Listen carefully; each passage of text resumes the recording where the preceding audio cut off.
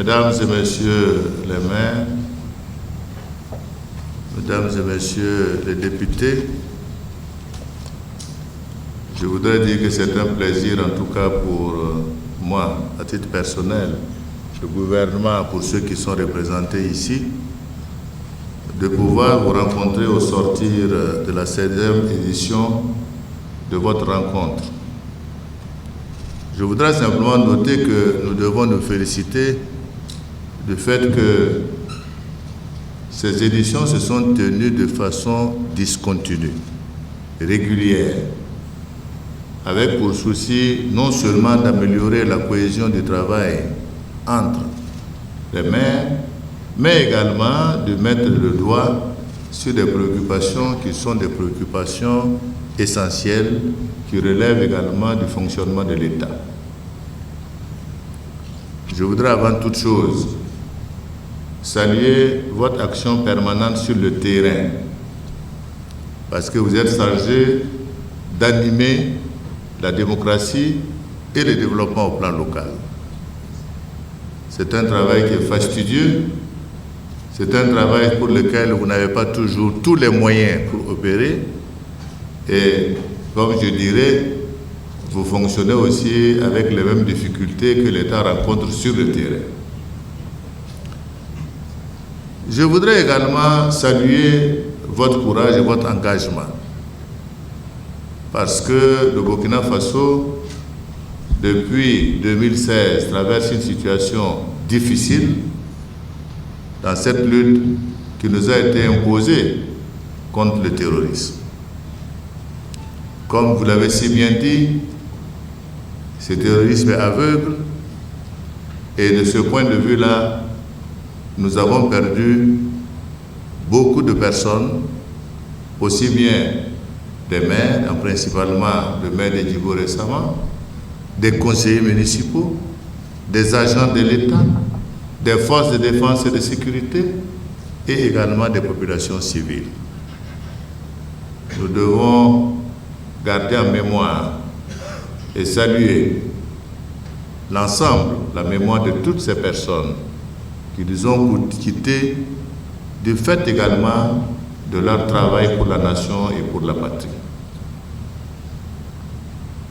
Je voudrais toujours dire que nous devons faire toujours preuve à tous les niveaux de courage, d'initiative, car comme le maire l'a dit de Ouagadougou, le Burkina Faso traverse une période qui est difficile, mais nous sommes convaincus que nous allons nous relever de cela avec dignité.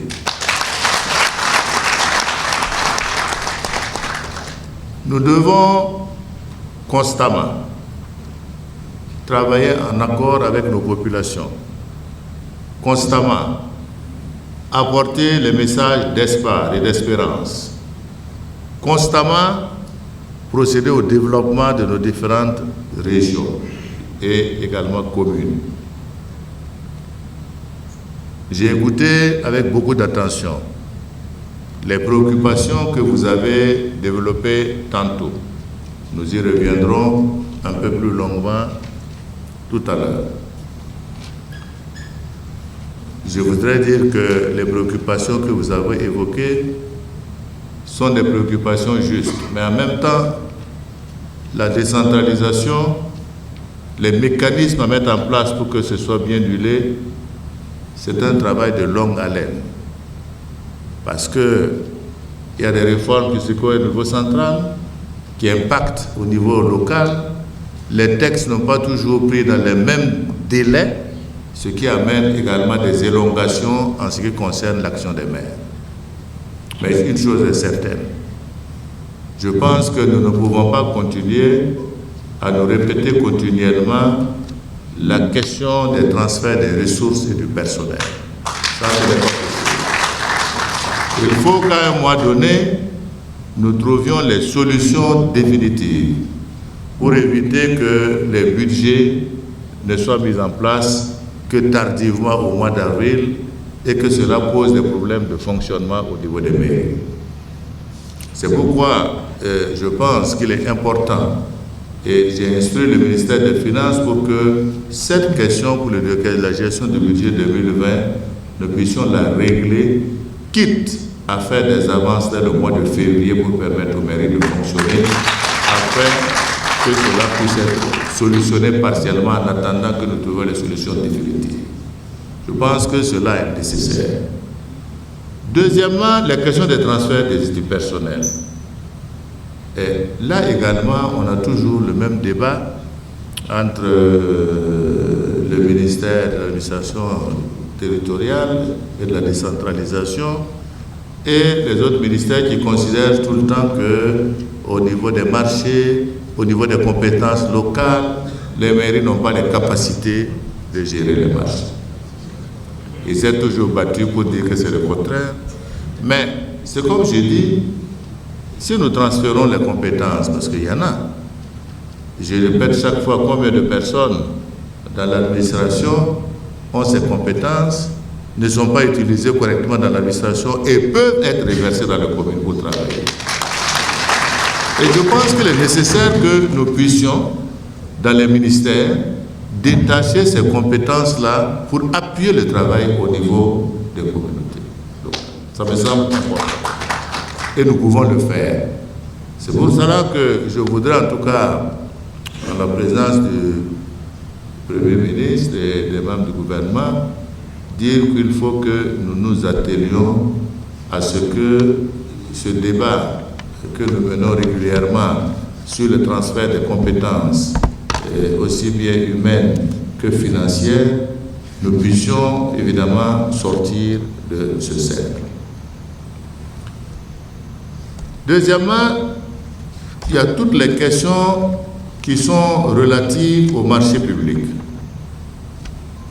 Bon, là également, nous avons eu un échange avec le ministre des Finances pour penser qu'il est nécessaire, au-delà du fait qu'il faut transférer de bonnes compétences pour le faire, qu'il est nécessaire qu'il y ait un travail de formation pour que ceux qui s'occupent des marchés publics dans les communes comprennent un peu tous les mécanismes qui peuvent faciliter la mise en œuvre de ces marchés publics.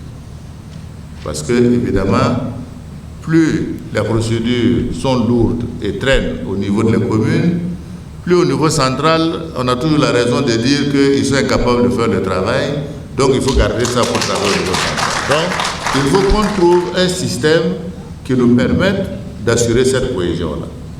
Parce que c'est ça la difficulté, et j'ai demandé à ce que, véritablement, y compris les maires qui sont les ordonnateurs, y compris ceux qui s'occupent des marchés, il y ait une séance qui permette de former et d'expliquer à tout ce monde-là comment on peut arriver effectivement à faciliter les passations des marchés, ainsi de suite, ainsi de suite.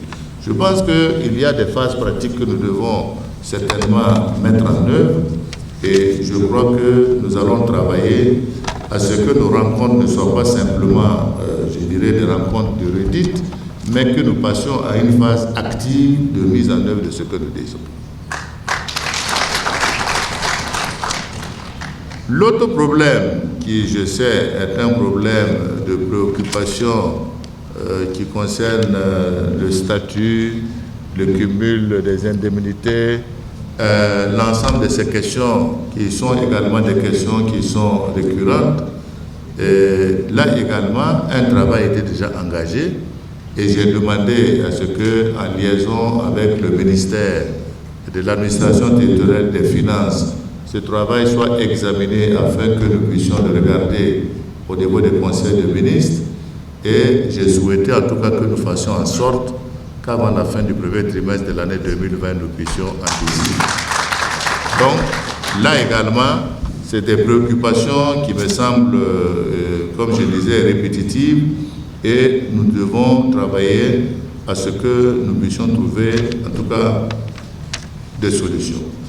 Pour le reste, en ce qui concerne les questions de collaboration, je crois que ça, c'est des questions, à mon avis, qu'on peut régler, notamment la question du choix des sites, la question de la collaboration sur le transfert, parce que, bon, également, au niveau des communes, le sentiment peut être que pour certains ministères il y a un refus de faire les transferts comme convenu. Bon, je pense que nous aurons tout à l'heure certainement des points beaucoup plus précis qui vont permettre au Premier ministre de pouvoir donner des instructions en la matière. Pour le foncier, je crois que globalement, ce qui ressort, c'est que nous avons des textes qui ne sont plus en phase avec les réalités. Donc cela signifie qu'il faut que forcément nous puissions faire une relecture de l'ensemble de ces textes pour les conformer aux réalités et permettre également de clarifier le rôle de chaque acteur dans le foncier. Je crois que ça c'est important parce que nous avons constaté que récemment, beaucoup de problèmes se sont posés sur les questions justement de l'accaparement des terres. Bon, comme vous savez toujours, c'est les mêmes affaires. On y va, les gens viennent, ils vont faire ceci, ils s'entendent sur un papier avec les chefs ou bien les responsables de la terre. Bon, alors, comme vous savez, nous sommes entre nous, les managements se font, le conseil municipal en décide et après c'est des problèmes. Alors, il faut qu'on trouve une solution. Il faut certainement décentraliser pour donner aux maires, mais il faut qu'on ait la capacité de défendre les intérêts qui appartiennent à l'État. Ça, c'est important. Si on va défendre nos propres intérêts avec des gens qui ont des intentions de prendre des terres pour les revendre après alors qu'ils vont faire aucun investissement immobilier, je pense que ce n'est pas juste. C'est pourquoi il nous faut, tout en acceptant le principe qu'il faut que chacun joue son rôle, il faut que véritablement nous fassions preuve de défense des intérêts de nos citoyens, d'intégrité, de probité dans la délivrance de ces actes que nous posons. Ça aussi, c'est un élément qui est important. Et il faut que dans cette lecture, l'ensemble de ces questions-là également puissent être prises en compte pour nous éviter un peu les déboires que nous avons connus dans ce secteur. Les questions sécuritaires, ça c'est une question qui est une question fondamentale dans les zones, comme je disais, à haut risque pour le moment et dans toutes les zones de façon générale. C'est vrai que nous devons saluer l'action de nos forces de défense et de sécurité. Nous sommes en train de regarder comment nous pouvons, tout en sécurisant les zones, renforcer les positions des forces de défense de manière à permettre d'assurer la sécurité et éventuellement le retour des populations dans les zones où ils ont été dégagés. Parce que comme vous savez, l'un des objectifs de ce terrorisme-là, c'est d'empêcher la présence de l'État, de nous créer également une situation que nous connaissons aujourd'hui, qui est le déplacement interne des populations, de manière à créer toujours la perturbation et les conditions d'une déstabilisation du Burkina Faso. Dans tous les cas de figure, je pense que c'est une question que nous allons continuer à analyser avec les forces de défense et de sécurité pour pouvoir assurer la sécurité, effectivement, de nos maires, grâce non seulement aux forces de défense et de sécurité, mais grâce aux volontaires également que nous allons recruter dans chacune de ces zones qui vont permettre de renforcer la sécurité au niveau local. Je crois que cela est important pour nous permettre d'avancer un peu dans ce combat que nous menons contre le terrorisme. Enfin, je voudrais, en attendant qu'on revienne au détail sur les différents points que vous avez évoqués, parler des histoires de passeports, puisque le problème est posé au niveau des passeports des présidents de collectivités territoriales. Je pense que c'est une question que j'examinerai avec le ministre des Affaires étrangères pour que nous puissions trouver une solution définitive à cette question et permettre effectivement à ces personnes-là de pouvoir avoir une représentation à la hauteur du peuple qui les a également élus dans leurs différentes provinces, donc régions. Je peux dire que c'est une question que je vais regarder et je pourrai vous répondre certainement courant semaine prochaine sur ce point-là.